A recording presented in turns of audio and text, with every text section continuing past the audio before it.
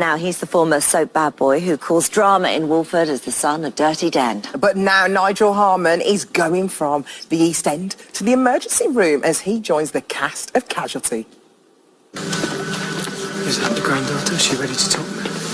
Now's not the time. Is that her answer or yours? You are. Look, we're going to have to acknowledge this. You just turning up at my workplace. Your workplace. Oh, you really don't change. We both know you can't stay here. Yeah, well, good luck explaining that one to HR. Oh, Nigel joins us now. Good morning. It's lovely to see you. So that, I mean, that's kind of a good tease into his character, really, because he's very loyal. He seems to lead with his heart and not his head, but there's something under the surface. You feel like all humans, he's a little bit flawed. Yeah, he is flawed. He's good with his staff. He's good with his patients. He's not good with the top brass. He acts first, does paperwork later. Yeah. And he's got a bit of an edge to him. He's a working class lad, brought up on an estate, and at some point I think he turned around and realised if I don't go another path, this could all go really wrong. So he put himself through med school. So he's still got a bit of that about him, yeah. Oh, a little bit like bubbling under the surface, yeah. Oh, yeah, he's got something going on. I like a character like that. What's it like joining such a big show? Obviously, you've been in Eastenders. We all remember you've been Dennis. But what's it like going from that to another major, massive show like Casualty? It surprised me a little bit because you think, I've been around now for a while and you've kind of seen it. And I walked on set and I was a little bit taken away by the size of it, the scale of it. And they've literally built a hospital. I mean, you can walk up the stairs. I was going to say you can get in the lift, but you can't. It doesn't work. So, yeah, it sort of takes your breath away. And we can start in one room and walk around the entire hospital in one take. And it's an extraordinary set. And then, of course, I still had that little thing where I met some of the, what was I going to say, the more seasoned actors who've been there a while. Yeah. We're allowed to say that? Yeah. And I was a little bit, oh my God, there's... Is it a moment when you meet them? And, there's Charlie. And a little bit fanny. But I'm over that now. Now they're just colleagues and we mess about. And I always think the hardest thing of going into a medical drama like this is the language. Yeah. Because it's hard enough learning your lines as it is. Yeah. But these are words...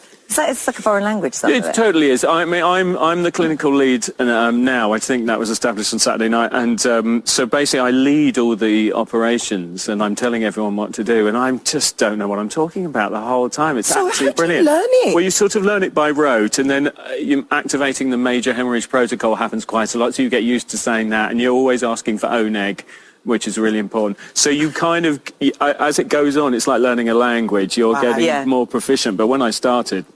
There was a scene I watched the other day where I was like, you can totally tell I'm like rabbit in the headlights. Get it wrong. No one would notice. No one knows. No one knows. I mean, the fans are very dedicated to Casualty. They were also very dedicated to EastEnders. Was it 20 years ago? Yeah. You did that?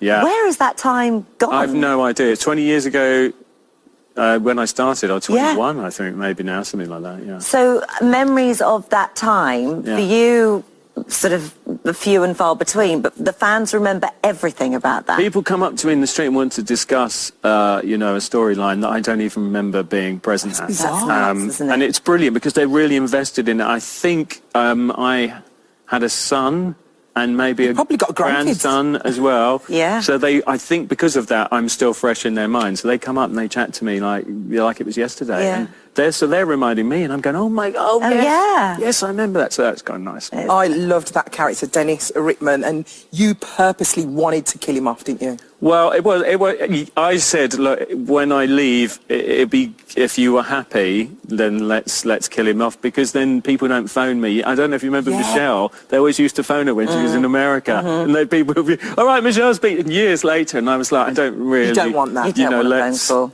You've moved on, babes. I've moved on. You know what I mean? Theatre, I mean, obviously the stage was your first love before you started doing all of the soap stuff. You won what characters did he play?